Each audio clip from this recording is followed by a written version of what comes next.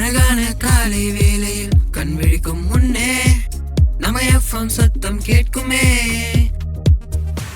ஸ்வீட்டான பாடல் கேட்க ஊரெல்லாம் ஸ்ட்ரெஸ் குறைய நம்ம வைபே நான் ஸ்டாப்பா இருக்குமே.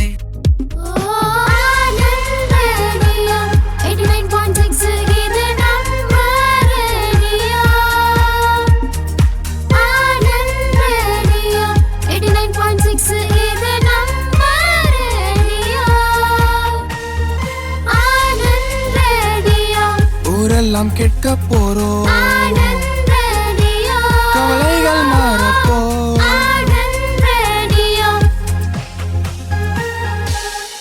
ஆனந்த் ரேடியோ 89.6 சமுதாய வானொலி. நம்ம ரேடியோ, இது நமக்கான ரேடியோ.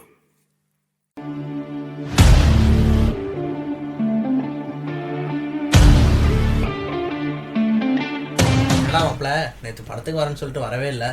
இல்லடா, நம்ம தெருவில் ஒரு தாத்தாக்கு ஒரு சின்ன ஒரு உதவி செய்ய வேண்டியதாயிடுச்சு. என்ன மச்சான், நீ வேற ஏமாத்திட்ட. ரொம்ப நேரமா நீ வருவேன்னு நான் பார்த்துக்கிட்டே இருந்தேன். நீ வந்திருந்தா ஒரு டீக்காக ஏற்பாடு பண்ணியிருப்பேன்னு பார்த்தேன். இந்த டீயும் இல்லாமல் போயிட்டு போ. ஒன்றும் இல்லை மச்சான், தெருவில் ஒரு தாத்தாக்கு வந்து உடம்பு சரியில்லாமல் போயிடுச்சு. எந்த தாத்தாடா? அதான் நம்ம எய்த்த வீட்டில் உட்காந்துருப்பாருல, இருமல் தாத்தா. ஓ, அப்போ அந்த இருமல் தாத்தாக்கு உடம்பு சரியில்லையா? என்னாச்சு? அதான் மழை காலம் வேற, அதனால அவருக்கு வந்து உடம்பு சரியில்லாமல் போயிட்டேன். அப்புறம் நானும் எய்த்த வீட்டாங்களும் அழைச்சிட்டு போய் ஆஸ்பத்திரியில் ஒரு ஊசியை போட்டேன். அப்புறம் இப்போ தான் அழைச்சிட்டு வந்தேன். சரி, இதுக்கப்புறம் மணி ஆயிடுச்சு. மணி வேற பார்த்தேன், மணி ஆயிட்டு. சரி, போனால் கதைக்கு ஆகாதுன்னு தான் சரிட்டு அப்படியே இருந்துட்டேன். சூப்பர் மச்சான், நல்ல உதவி தான் செஞ்சுருக்க. இந்த மாரி நேரத்துலலாம் நாம் செய்யணும்னு கூட அவசியம் இல்லை மச்சான். இதுக்கெல்லாம் வந்து கவர்மெண்ட்லேயே ஒரு நம்பர் வச்சுருக்காங்க மச்சான். அந்த நம்பருக்கு ஃபோன் அடித்தாவே போதும், உடனே வந்து அந்த தாத்தாவுக்கோ பாட்டிக்கோ என்ன பிரச்சனையாக இருந்தாலும் அவங்க வந்து வேண்டிய உதவிகளை செய்வாங்க, தெரியுமா? என்ன மாப்பிள்ள, நீங்கள் சொல்கிறதே எனக்கு புரியலையே.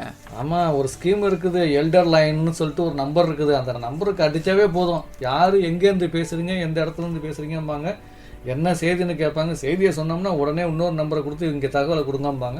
அவங்களுக்கு வேண்டிய உதவி என்னவோ எல்லா உதவியும் செய்வாங்க. உடம்பு சரியில்லையா, இல்லை தங்கறதுக்கு இடம் இல்லையா, எதாக இருந்தாலும் வேண்டிய உதவிகளை வந்து செஞ்சு கொடுப்பாங்க. என்ன நம்பர் அது சொல்லுங்க. நம்பர் வந்து 14567. இருமாப்பிள்ள, நானும் செல்லில் நோட் பண்ணி வச்சுக்கிறேன்.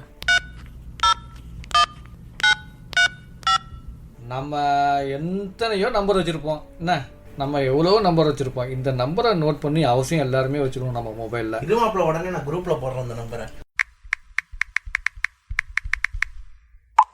145667. நல்லா இன்னொரு ட்ரிப்பு சொல்கிறேன், கரெக்டாக எல்லாரையும் நோட் பண்ணிக்கோங்க. 145667. கரெக்டு. இந்த நம்பரை வந்து சேவ் பண்ணிக்கங்க, எல்டர் லைன்னு போட்டுங்க.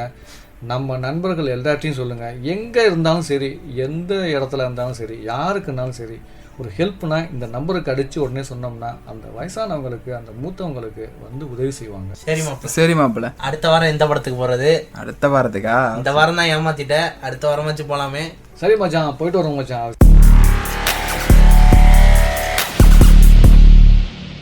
மூத்தோருக்கு முதல் வணக்கம். இந்திய அரசின் சமூக நீதி மற்றும் அதிகாரமளித்தல் அமைச்சகம், இந்திய சமுதாய வானொலி கூட்டமைப்பு, தமிழ்நாடு சமுதாய வானொலிகளின் கூட்டமைப்பு, தமிழ்நாடு சமூக நலம் மற்றும் மகளிர் உரிமைத்துறை இணைந்து வழங்கும் மூத்தோருக்கு முதல் வணக்கம் மூத்த குடிமக்களின் வாழ்க்கை தரத்தை மேம்படுத்தும் திட்டங்கள் குறித்த சிறப்பு தொடர் நிகழ்ச்சி. இன்று நாம் கேட்கவிருப்பது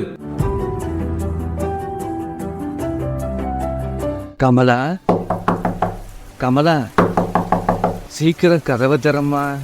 இதோ வந்துட்டேங்க. அட, ஏங்க இப்படி மழையில நனைஞ்சுக்கிட்டு ஓடி வரீங்க? கொஞ்சம் மழை விட்டு வரலாம்ல. ஒரு முக்கியமான விஷயம் இருக்கு, அதான் மழையில நனைஞ்சாலும் பரவாயில்லன்னு ஓடி வந்துட்டேன். சரி, இந்தாங்க டவலு, தலையை தவட்டுங்க. அப்பாடா, போய் இந்த மழைக்கு இதமா நம்ம 2 பேருக்கும் 2 டீ போட்டுட்டு வாமா. இதோ 2 நிமிஷத்துல போட்டு எடுத்துட்டு வரேனே. ஆமா, என்ன விஷயம், என்னன்னு கொஞ்சம் சொல்லுங்களேன். சொல்றேன், நீ டீ எடுத்துட்டு வாமா. இந்தாங்க டீ, போட்டுட்டு வந்துட்டேன். உன் கையால டீ போட்டு குடிக்கிறதே ஒரு தனி ருசி தான். விஷயத்துக்கு வாங்க. ஒன்றும் இல்லைம்மா, வானொலியில மூத்தோருக்கு முதல் வணக்கம்னு நம்மளை போல வயசானவங்களுக்குன்னு ஒரு தொடர் நிகழ்ச்சி ஆரம்பிக்கிறாங்க. அது நமக்கெல்லாம் ரொம்ப உதவியாக இருக்கும்ல. அதுக்காக தான் நான் வேகமாக வந்தது. அந்த ரேடியோவை ஆன் பண்ணுமா?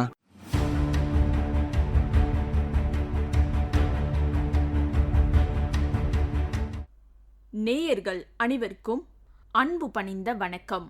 அட்டல் வயோ அபியுதயா யோஜனா அடிப்படையில் உருவாக்கப்பட்ட திட்டம் அமைச்சகத்தின் நோக்கத்திற்காக சமூக வானொலி சங்கத்தால் சமூக நீதி மற்றும் அதிகாரமளித்தல் ஹமாரே புசிக் ஹமாரா அபிமான் அத்தியாயம் 13 முதியவர் இல்லம். தாத்தா, எங்க இருக்கீங்க நீங்க? இருமா நான் தான் வந்துட்டேன். தாத்தா, வெளியில வந்து பாருங்களேன், இந்த குளிர்காற்று எப்படி வீசுதுன்னு. இந்த குளிர்காலத்துல எல்லாருமே கவனக்குறைவால இருப்பதனால மக்கள் பல பேரு நோய்வாய்ப்பட்டு இருக்காங்க தாத்தா. நீ சொல்றது உண்மைதாங்கண்ணு. இந்த குளிர்காலத்தில் எல்லாருக்குமே இந்த மாதிரி வயசான ஆளுங்களுக்கு ஏதாவது ஒரு கஷ்டம் வந்துட்டு தான் இருக்கும். ஐயோ தாத்தா, நம்ம பெரியவங்க தான் நமக்கான ஆசீர்வாதம். நம்ம எப்படி அவங்கள கவனிக்காம இருக்க முடியும் சொல்லுங்க? ஆமாம்மா, நாம் இதை பற்றி ஒரு ஷோ பண்ணால் நல்லா இருக்கும்னு நினைக்கிறேன். முதல்ல ரேடியோ ஸ்டேஷன் போயிட்டு அங்கேருந்து நம்ம அந்த ப்ரோக்ராம் ஆரம்பிக்கலாம், சரியா? அடடா, நான் சுத்தமா மறந்தே போயிட்டேன் தாத்தா. இதோ இருங்க, 2 நிமிஷத்துல நான் கிளம்பி வந்துடுறேன். ஆஹா, நீ மறந்துட்டியா? நீ மறந்துட்டீன்னா நம்ம நேயர்களுக்கு என்ன ஆகும்? அவங்க நமக்காக காத்துக்கிட்டு இருப்பாங்க இல்லையா? தாத்தா, இதோ வந்துட்டேன். நம்ம இப்போ ஸ்டுடியோக்கு போலாமா? வாவ், அதுக்குள்ளே வந்துட்டியா? ஆமா தாத்தா, ஏன்னா உங்க அன்பான நேயர்கள் காத்திருப்பாங்க. அது மட்டும் இல்லாம நாமளும் பெரியவங்களை காக்க வைக்கிறது அவ்வளோலாம் நல்லது இல்லையில. சரி வாங்க, நம்ம நேயர்கள்ட்ட பேசலாம். வணக்கம் நேயர்களே, நான் உங்க தாத்தா பரத் பேசுறேன். நான் தான் உங்க அன்பான பேத்தி லட்சுமி பேசுறேன். எங்க தாத்தாவோட துணையே நான் தான். நாங்க 2 பேரும் சேர்ந்து உங்களை இந்த அமாரா புசார் அமாரா அபிமான் நிகழ்ச்சிக்கு வரவேற்கிறோம். வணக்கம் நேயர்களே. நண்பர்களே, இந்த திட்டம் நமது மூத்தவரை கௌரவிப்பதற்காக அர்ப்பணிக்கப்பட்டிருக்கிறது. குடிமக்கள் சிறப்பு நலன் பற்றிய தகவல்களை இங்கே பகிர்ந்து கொள்கிறோம். முதியோருக்கான திட்டங்கள் மற்றும் அவர்களால் எப்படி முடியும் என்பதை விரிவாக விவாதிக்கவும் அவர்களுக்கு என்ன நன்மை கிடைக்கும் அப்படிங்கிறதையும் டிஸ்கஸ் பண்ணுறதுக்காக இந்த ப்ரோக்ராம். ஆமா நேயர்களே, இந்த சிறப்பு நிகழ்ச்சி ஹமாரே புஷீர் ஹமாரா அபிமான் சமூக அமைச்சகத்தால் உங்கள்கிட்ட கொண்டு வரப்பட்டிருக்கு.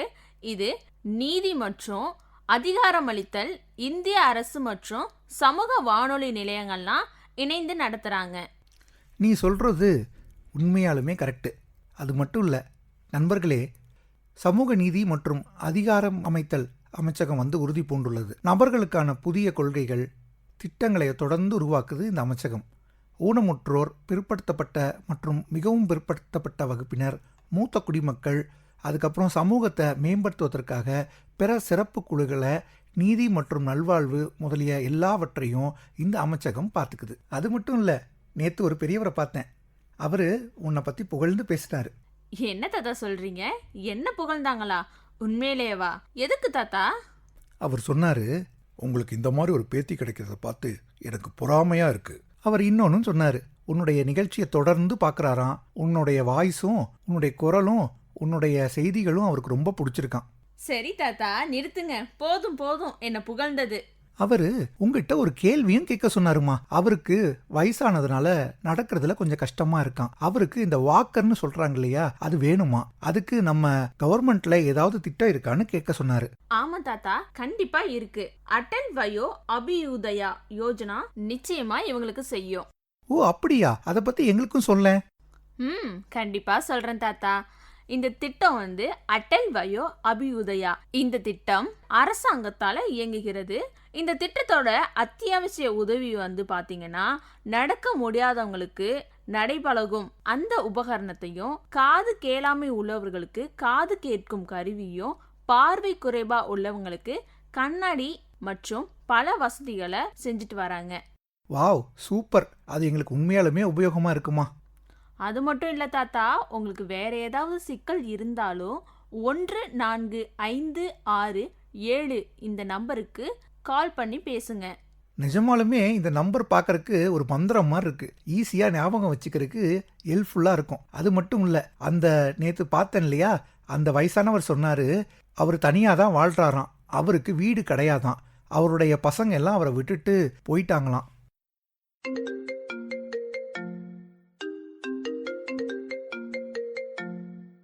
ஹலோ, யார் பேசுறீங்க?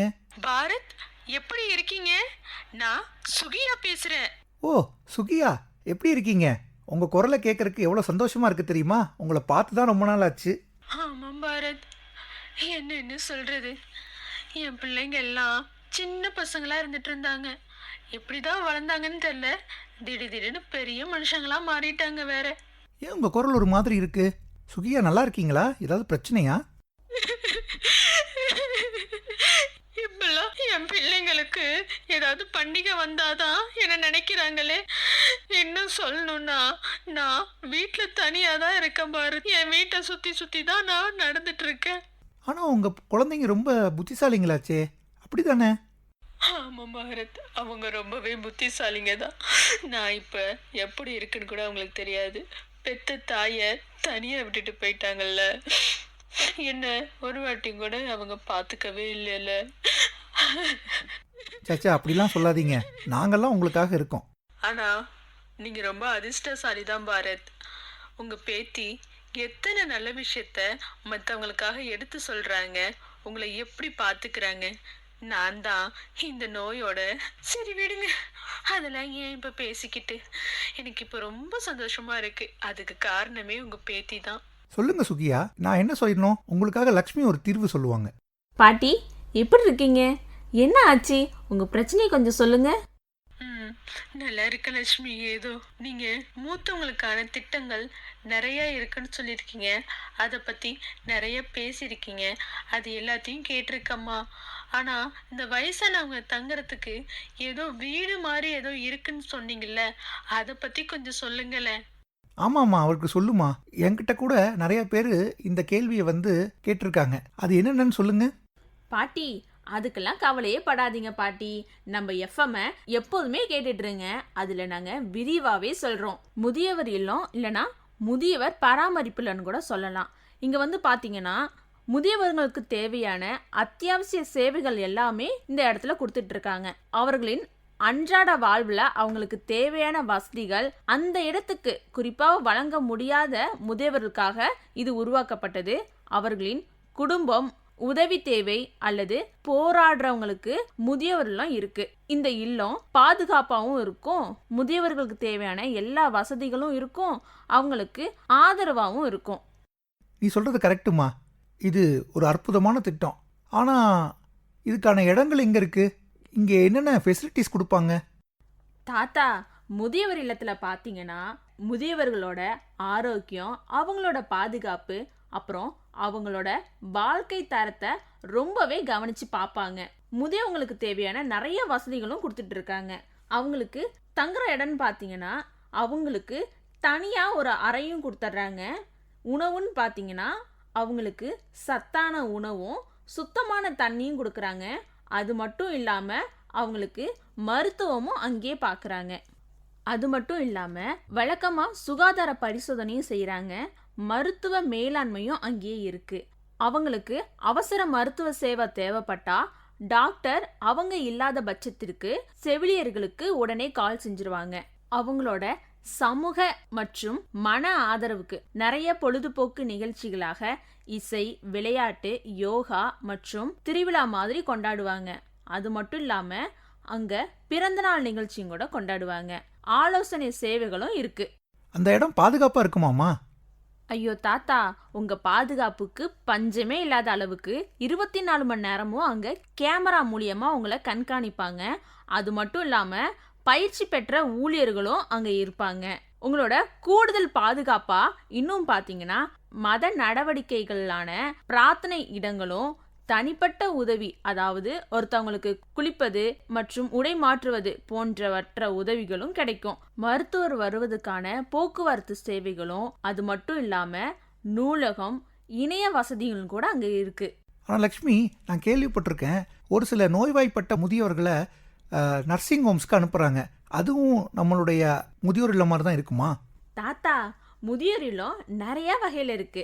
அதுல நீங்க சொல்றீங்களே, இதுவும் ஒன்று. ஓ, இதில் நிறைய வகைகள் இருக்கா? எங்கே எங்களுக்கு எல்லாத்துக்கும் சொல்லு பார்ப்போம். கண்டிப்பா சொல்றேன் தாத்தா. இதை பத்தி நல்லா விரிவாவே சொல்றேன். குடியிருப்பு வீடுகள் மாதிரி உள்ள முதியவர் இல்லம், பொதுவா வாழ்க்கை வசதி, நம்மளுக்கு தேவையான தங்குற இடம், சாப்பாடு போன்ற அடிப்படை தேவைகள், பராமரிப்புகளை கொடுப்பாங்க. அதுவே முதியோர் இல்லம் அப்படிங்கிறது முதியவர்கள் ஏதாவது கடுமையான நோயில பாதிக்கப்பட்டிருப்பாங்க. அவங்களுக்கு தேவையான சிறப்பு வாய்ந்த மருத்துவர்களும் அவங்களுக்கு தேவையான மருத்துவ உபகரணங்களும் சிறப்பு பராமரிப்பா, அதாவது மருத்துவ பராமரிப்பா அவங்கள நல்லா பார்த்துப்பாங்க. புனர்வாழ் இல்லம் அப்படிங்கிறது முதியவர்களுக்கு ஏதாவது உடல் ரீதியான பிரச்சனைகளுக்கான அறுவை சிகிச்சை, அந்த காயத்திலிருந்து அவங்கள குணமாக்க சிறப்பு வாய்ந்த மருத்துவர்களும் அங்க இருப்பாங்க. அது மட்டும் இல்லாம பராமரிப்பு, பிசியோதெரபிக்கும் அங்கே வசதிகள் இருக்கும். சரி, ஒரு சில முதியோர்களுக்கு மனப்பிரச்சனை இருக்குமே, அவங்களுக்கு என்ன பண்ணுவீங்க? கண்டிப்பா தாத்தா, அந்த மாதிரி சந்தர்ப்பங்கள்லையும் முதியவர்களை இந்த வீட்டில் சிறப்பாகவே பார்த்துப்பாங்க. அது மட்டும் இல்லாமல் டிமென்ஷியா இல்லைனா அல்சைமர் போன்ற நிலைமையில இருக்கிற முதியவர்களையும் இந்த வீட்டில் நல்லா பார்த்துப்பாங்க. ஸ்பெஷலாக இதுக்குன்னு ட்ரைனரும் வச்சுருக்காங்க. ஸ்பெஷல் கேர் சர்வீஸும் இங்கே இருக்குது தாத்தா. அப்பாடா, இது ஒரு நல்ல விஷயம் லக்ஷ்மி. ஆமாம் தாத்தா, இந்த முக்கிய வசதிகளை இப்போது அனைவருக்கும் விழிப்புணர்வை ஏற்படுத்துவோம். யார் யாரெல்லாம் இந்த முதியோர் இல்லத்தில் தங்கலாம்? தாத்தா, முதியவர் இல்லம் எல்லா முதியவங்களையும் தான் வரவேற்கிறாங்க. அது மட்டும் இல்லாமல் தனிப்பட்ட முறையில், அதாவது குடும்பம், சமூகம், சுகாதார காரணங்களால் தங்க முடியாதவங்க கூட இந்த முதியோர் இல்லத்தில் சேர்ந்துக்கலாம். அது மட்டும் இல்லாமல் தாத்தா, நம்ம சுகியா பாட்டி இருக்காங்கல்ல, அவங்க பையன் எப்படி வெளியூரில் இருக்கிறதுனால சுகியா பாட்டியை வந்து பார்க்க முடியாத நிலைமையில் இருக்காங்கல்ல, அது மாதிரியும் கூட இருக்கலாம். சில முதியோர்களோட பிள்ளைகள்லாம் வெளிநாட்டில் தங்கியிருப்பாங்க, ஆனால் இங்கே வந்து அவங்க அப்பா அம்மா தனியாக இருப்பாங்க. அவங்களும் கூட இந்த முதியோர் இல்லத்தில் வந்து சேர்ந்துக்கலாம். போதிய வருமானம் இல்லாதவங்க கூட இந்த முதியோர் இல்லத்தில் இருந்துக்கலாம். அரசாங்கமே இந்த மாதிரியான முதியோர் இல்லத்துக்கு நிதி உதவி கொடுக்குறாங்க. அப்புறம் தாத்தா, குடும்பம் இல்லாத பெரியவங்களாம் இருப்பாங்கல்ல, அவங்க விதவையானவங்க, கல்யாணமே பண்ணிக்காத பெரியவங்க இருப்பாங்கல்ல, அப்புறம் உறவினர்களால் கைவிடப்பட்டவங்களும் இருப்பாங்க, அப்புறம் கடுமையான நோயால் பாதிக்கப்பட்டவங்களும் இருப்பாங்க. அவங்க எல்லாருமே இந்த முதியோர் இல்லத்தில் சேர்ந்துக்கலாம் தாத்தா. அப்புறம் தாத்தா, வழக்கமாக மருத்துவ கவனிப்பு இல்லாதவங்க, உடல் ஊனமுற்றவங்க, சக்கரை நாற்காலியை பயன்படுத்துகிறவங்க, இல்லைனா அடுத்தவங்க உதவியை எதிர்பார்க்குறவங்க, அவங்களுக்காக இந்த முதியோரெல்லாம் இருக்குது தாத்தா. டிமென்ஷியா இல்லைனா டிமென்ஷியா போல மனநல பிரச்சனைகளோட போராடுறவங்களும், இல்லைனா அல்சைமர் இல்லைனா தன்னை தனிமைப்படுத்தணும் விரும்புகிறவங்க பெரும்பாலும் இந்த முதியோர் இல்லத்தை தேர்ந்தெடுப்பாங்க தாத்தா. சில மூத்தவர்கள் வந்து பார்த்திங்கன்னா அவங்கள பாதுகாப்பாகவும் அவங்களோட வசதிக்காகவும் இந்த முதியோர் இல்லத்தை தேர்ந்தெடுப்பாங்க. ஓ கண்டிப்பாக, எங்களுக்கும் ஒரு சில டாக்குமெண்ட்ஸ் கையில் இருக்குது. அதை வந்து நாங்கள் உங்கள்கிட்ட கொடுத்து சேர்ந்துக்கிறோம். அதை பற்றி எங்களுக்கு என்னென்னு சொல்ல முடியுமா? கண்டிப்பாக சொல்கிறேன் தாத்தா. அது மட்டும் இல்லாமல் அங்கே கொடுக்குற ஆவணங்களும் ரொம்பவே எளிமையாக தான் தாத்தா இருக்கும். அடையாள சான்றிதழ், அதாவது Aadhaar card, PAN card, voter ID, passport இருந்தால் பாஸ்போர்ட் கொடுக்கலாம். அப்படி இல்லைன்னா டிரைவிங் லைசன்ஸ் அது வச்சுருந்தாலும் கொடுக்கலாம். அடுத்தது வயது சான்றிதழ், உங்களோட பிறப்பு சான்றிதழ், இல்லைன்னா பென்ஷன் ஏதாவது வாங்குற மாதிரி இருந்தால் பென்ஷன் கார்டு, அப்புறம் ரேஷன் கார்டு, இது கொடுத்தா போதும். இது வந்து எதுக்குன்னா உங்கள் வயசை உறுதி செய்யறதுக்காக. அடுத்தது மருத்துவ சான்றிதழ், இது எதுக்குன்னு பார்த்தீங்கன்னா இப்போ உங்களுக்கு ஏதாவது ஹெல்த் ப்ராப்ளம் இருக்குதான்னு பார்ப்பாங்க. அப்புறம் கடுமையான நோய், ஒவ்வாமை, மனநல அறிக்கை கேட்பாங்க. அடுத்தது முகவரி சான்றிதழ், மின்சார அட்டை இல்லைன்னா மொபைல் பில்லு, அப்படியும் இல்லைன்னா பாஸ்போர்ட் புக்கு, இது வந்து உங்கள் அட்ரஸ் இங்கே தான் இருக்குது அப்படின்னு ப்ரூஃப் பண்ணுறதுக்காக. நிதி ஆவணங்கள், உங்களோட பென்ஷன் கார்டு விவரங்கள் இல்லைன்னா உங்களோட வருமான சான்றிதழ். அடுத்தது குடும்ப விவரங்கள், குடும்ப உறுப்பினர்கள் இல்லைன்னா அவங்களோட பட்டியல். இது எதுக்குன்னா உங்களை தொடர்பு கொள்வதற்கு. பாதுகாவலர் இல்லைன்னா பராமரிப்பாளர் இருந்தா அவங்க பெயர், அப்புறம் அவங்கள எப்படி தொடர்பு செய்யலாம் அப்படிங்கிறதுக்கான விவரங்கள் கொடுத்தா போதும். அப்புறம் ஒப்புதல் கடிதம், இது எதுக்குன்னு பார்த்தீங்கன்னா நீங்கள் முதியோர் இல்லத்தில் தங்குறதுக்கு ஒரு ஒப்பந்தத்தை உறுதி செய்யணும். அவ்வளோதான் தாத்தா. இப்போ உங்களுக்கு புரியுதா? ஓ கடவுளே, நீ ஒரு சில இடங்களில் பிரகாசமாக தெரியுற, ஆனால் ஒரு சில இடங்களில் எங்களுக்கு கொஞ்சம் வித்தியாசமாக தெரியுற. அது மட்டும் இல்லை தாத்தா, உங்களுக்கு ஒன்று தெரியுமா? 2024, 2025 யூனியன் பட்ஜெட்டில் கோடிக்கணக்கான செலவுகளை அரசாங்கம் ஒதுக்கியிருக்காங்க. அது எதுக்குன்னா முதியோர் பராமரிப்பு சேவையை மறைமுகமாக ஆதரிக்கிறதுக்கு. வாவ், உண்மையாலுமே இந்த அரசாங்கம் எங்கள் மேலே கவனமாக இருக்குது. நாங்கள் என்ன செய்யணும்னா எக்ஸ்ட்ராவாக ஒரு சில வேலைகள் செய்ய வேண்டியிருக்கு. தாத்தா, இன்னைக்கு இவ்வளோதான் உங்களுக்கு. ஓகே நண்பர்களே, இதுதான் இன்றைய தின special ப்ரோக்ராமான Amara புசார்க் Amara Abhiman episode 13. இந்த எபிசோடில் நீங்கள் அட்டல் வயோ அபியுதா யோஜனா அப்படிங்கிறத பற்றியும் ஒரு வயதான முதியோருக்கான என்னென்ன சட்டங்கள் தேவைப்படுதுங்கிறத பற்றியும் நீங்கள் கவனிச்சிங்க. இதை உங்களுக்கு வழங்கியிருக்கவங்க சமூக நீதி மற்றும் அதிகாரமளித்தல் துறை, இந்திய அரசாங்கம். ஆமா நேயர்களே, அட்டல் வயோ அபியுதயா யோஜனா என்பது வெறும் திட்டம் இல்ல. ஆனா என்னோட தாத்தா போல முதியவர்கள் நிறைய பேர் இருக்காங்க. அவங்களுக்கு உதவுற வகையில எந்த ஒரு வயதான நபர்களுக்கும் உதவி இல்லைன்னா தகவல் தேவைப்பட்டால் 1456 என்ற எண்ணுக்கு தொடர்பு கொள்ளவும். நமது பெரியவர்கள் நமது பெருமை என்போம். ஹமாரே புசிக் ஹமாரே அபிமான். நமது மூத்தவங்க நமது ஞானம் மற்றும் அனுபவத்தின் பொக்கிஷம். நம்ம யார் என்பதை அவங்க கண்டுபிடிப்பாங்க. மூத்தவர்கள் அனைவரும் நமது அடையாளம், நமது கண்ணியம். சரி, நாம எல்லாம் சேர்ந்து சொல்லுவோமா? நமது இந்தியா சிறந்த இந்தியா, அமரா புசார்க் அமார் அபிமான். சரி நேயர்களே, நாங்களும் கிளம்ப வேண்டிய நேரம் வந்தாச்சு. மீண்டும் சந்திப்போம் அடுத்த எபிசோட்ல. அதுவரை நீங்க சிரிச்சு சந்தோஷமா இருங்க. மேலும் உங்களை நீங்க கவனிச்சு கொள்ளுங்க. விடைபெறுகிறோம் நேயர்களே. நன்றி. முதியவர் இல்லத்திலிருந்து ஒரு தாய் தன் மகனுக்கு எழுதிய கண்ணீர் கவிதை. உன்னை சுமந்த 10 மாதத்தில் ஒரு கணம் கூட பாரமாய் எனக்கு இருந்ததில்லை. ஒரு கணம் கூட நீ எனக்கு பாரமாய் இருந்ததில்லை. ஆனால் இப்பொழுது ஒவ்வொரு கணமும் பாரமாய் இருக்கிறேன் நான் உனக்கு. இப்பொழுது ஒவ்வொரு கணமும் பாரமாய் இருக்கிறேன் நான் உனக்கு. என் கண்களை வாசலிலே எதிர்பார்த்து கொண்டிருக்கிறேன். ஏனென்றால் ஒரு நாள் என்னை திரும்ப அழைத்துச் செல்வாய் என்று. ஏனென்றால் ஒரு நாள் என்னை நீ திரும்ப அழைத்துச் செல்வாய் என்று. எனினும் மாறாதே என் செல்ல மகனே, உனக்கும் ஒரு நாள் முதுமை காத்திருக்கு என்று. உனக்கும் ஒரு நாள் முதுமை காத்திருக்கின்று. முதுமை அமைதியாய் வடிவமைத்த சிற்பமாய் முதியவர் இல்லம்.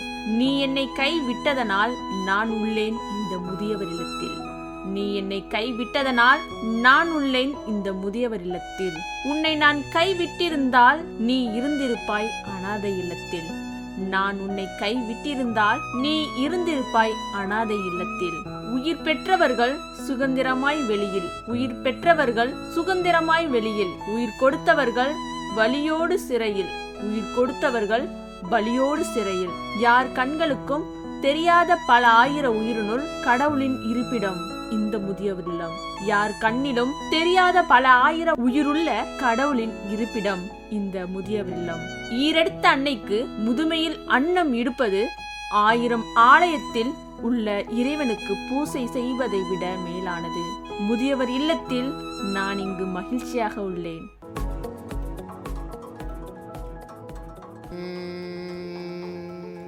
மூத்தோர் கையை பிடிச்சி நடந்தா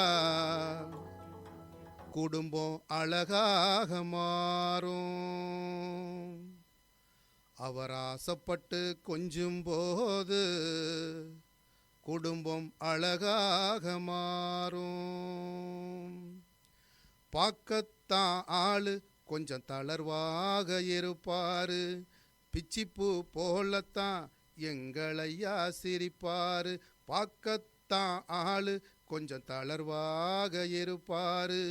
பிச்சிப்பூ போலத்தான் எங்களையா சிரிப்பாரு.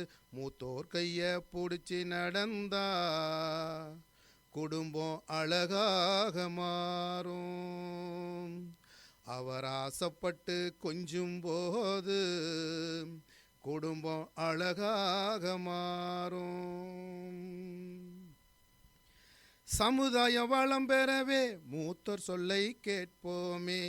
சமுதாய வளம் பெறவே மூத்தோர் சொல்லை கேட்போமே. மூத்தோர்கள் என்றைக்குமே அனுபவத்தின் ஆசானே. மூத்தோர்கள் என்றைக்குமே அனுபவத்தின் ஆசானே.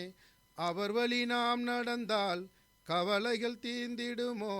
அவர் வழி நாம் நடந்தால் கவலைகள் தீந்திடுமோ அறக்கருத்தை போதிக்கும் ஆத்திச்சுடி மன்னவனே. அறகருத்தை போதிக்கும் ஆத்திச்சுடி மன்னவனே. மூத்தோர் கைய பிடிச்சி நடந்தா குடும்பம் அழகாக மாறும். பாடுபட்டு சேர்த்த பணத்தை பங்கிட்டு தான் கொடுப்பாரு, பேர பிள்ளைகளை தோளில் போட்டு சுமப்பாரு. பாடுபட்டு சேர்த்த பணத்தை பங்கிட்டு தான் கொடுப்பாரு, பேர பிள்ளைகளை தோளில் போட்டு சுமப்பாரு. தனக்கு கொடுத்த தின்பண்டத்தை மறைச்சி மறைச்சி கொடுப்பாரு, விடிய விடிய கதைகள் சொல்லி குழந்தைகளை வளர்ப்பாரு. தனக்கு கொடுத்த தின்பண்டத்தை மறைச்சி மறைச்சி கொடுப்பாரு, விடிய விடிய கதைகள் சொல்லி குழந்தைகளை வளர்ப்பாரு. மூத்தோர்களை பத்திரமா பாதுகாக்க வேண்டுமையா, அவர்களை தனித்து விடக்கூடாது, அவர்களை தனித்து விடக்கூடாது, பாதுகாக்க வேண்டும் ஐயா. மூத்தோர் கைய பிடிச்சி நடந்தா குடும்பம் அழகாக மாறும். ரத்தம் சிந்தி உயிர் கொடுத்த மூத்தோர் வழி நாம் நடந்தால், ரத்தம் சிந்தி உயிர் கொடுத்த மூத்தோர் வழி நாம் நடந்தால் சமுதாய வளம் பெறும் எல்லளவும் மாறும் இல்ல, சமுதாய வளம் பெறும் எல்லளவும் மாறும் இல்ல. மூத்தோர்களை காத்திடவே அரசு பல திட்டங்களை, மூத்தோர்களை காத்திடவே அரசு பல திட்டங்களை கொடுத்திருக்கு கவனத்தில் கொண்டு செயல்படவும் வேண்டுமையா. உடல் நலம் பேண வேண்டி மூத்தோர்கள் பழக வேண்டும், அரசு திட்டங்களை புரிந்தி நாம செயல்பட வேண்டும், அரசு திட்டங்களை புரிந்தி நாம செயல்பட வேண்டும். மூத்தோர் வழி நாம் நடந்தால் குடும்பம் அழக மாறுமையா, மூத்தோர் வழி நாம் நடந்தால் சமுதாயம் வளம் பெறுமா. மூத்தோர் கைய பிடிச்சி நடந்தா குடும்பம் அழகாக மாறும். அவர் ஆசைப்பட்டு கொஞ்சும் போது குடும்பம் அழகாக மாறும், குடும்பம் அழகாக மாறும். ஆஹா, என்ன ஒரு அருமையான நிகழ்ச்சி கேட்டோம். ஆமாம் கமலா, இப்ப சொல்லு, நிகழ்ச்சி நமக்கு ரொம்ப பயனுள்ளதா இருந்துச்சுல்ல? ஆமாங்க, அருமையான நிகழ்ச்சி. இத நம்ம மட்டும் கேட்டோமே, இத எல்லாருமே கேட்டா எவ்வளவு பேரு பயனடைவாங்க. எங்க அக்கா, உங்க பெரியண்ணன், உங்க பெரியண்ணி எல்லாருமே கேட்டா நல்லா இருக்குமே. இனி கேட்க முடியுமா? இந்த நிகழ்ச்சி மீண்டும் ஒளிபரப்பாக உள்ளது. அடேங்கப்பா, எல்லாருக்கும் இத பத்தி உடனே தகவல் கொடுத்துறேன். நேயர்களே, இதுவரை மூத்தோருக்கு முதல் வணக்கம். இந்திய அரசின் சமூக நீதி மற்றும் அதிகாரமளித்தல் அமைச்சகம், இந்திய சமுதாய வானொலி கூட்டமைப்பு, தமிழ்நாடு சமுதாய வானொலிகளின் கூட்டமைப்பு, தமிழ்நாடு சமூக நலம் மற்றும் மகளிர் உரிமைத்துறை வழங்கிய மூத்தோருக்கு முதல் வணக்கம் மூத்த குடிமக்களின் வாழ்க்கை தரத்தை மேம்படுத்தும் திட்டங்கள் குறித்த சிறப்பு தொடர் நிகழ்ச்சி கேட்டீர்கள்.